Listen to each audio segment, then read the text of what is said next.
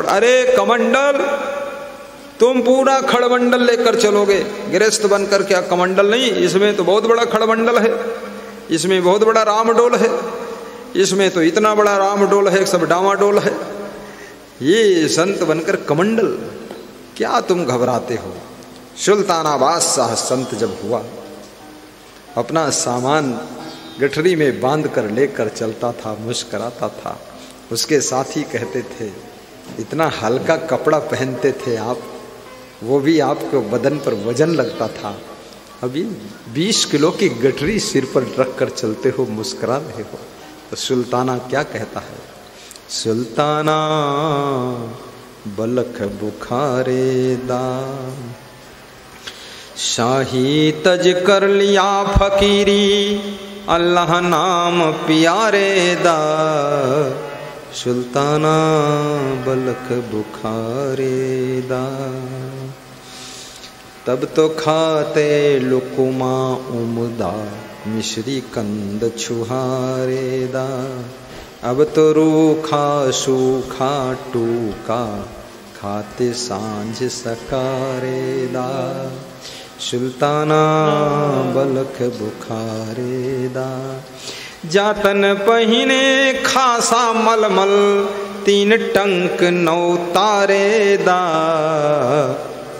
अब तो बोझ उठावन लागे, गुद्दड़ 10 मन भारे दा, सुल्ताना बलख बुखारे दा, सुल्ताना बलख बुखारे दा। संन्यास का अर्थ है अपने मन को जीतना, संत होने का अर्थ है इंद्रियों को काबू में रखना, योगी बनने का अर्थ है योग साधना करके मन को सदैव प्रसन्न रखना, आत्म शांति में डूब जाना। साधु होने का अर्थ है पूरा अपना जीवन अमृत जीवन बना देना।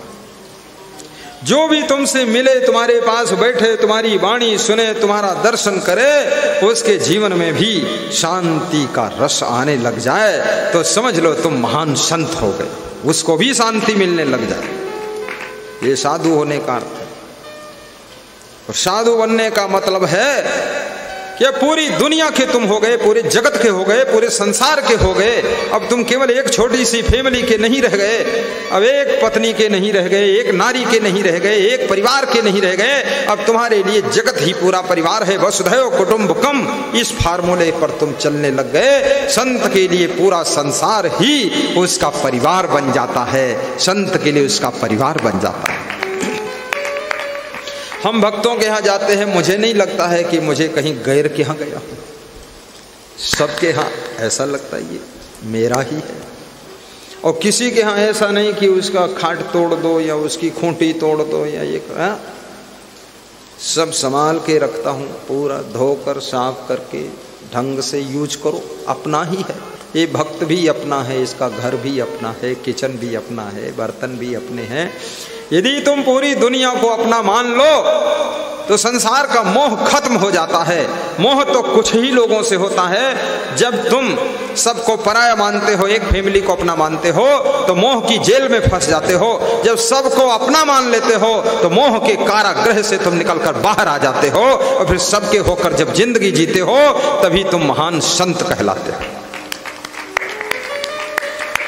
करोड़ों की जिंदगी के लिए,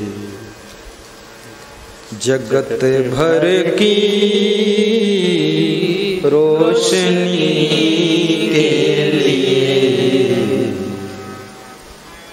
मैं इतना प्रवचन क्यों करता हूं?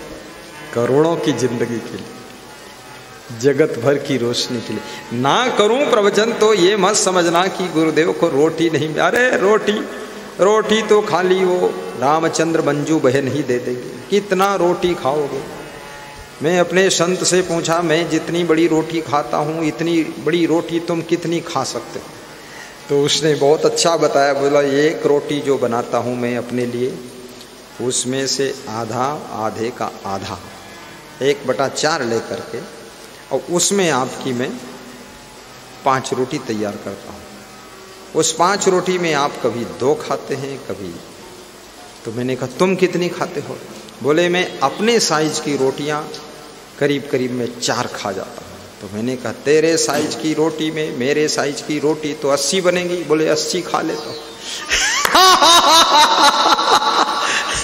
और मेरी रोटी तो इतनी छोटी है। क्यों छोटी है?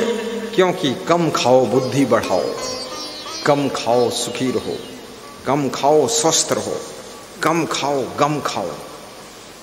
बहुत फायदा है इससे। थोड़ा फल भी खाओ और फल का रस भी पी लो, रस का जुगाड़ बिठाओ। रमेश बानोड़े को बुलाओ, जूसर लाओ, रस निकालो, सबको पिलाओ, खुद पियो।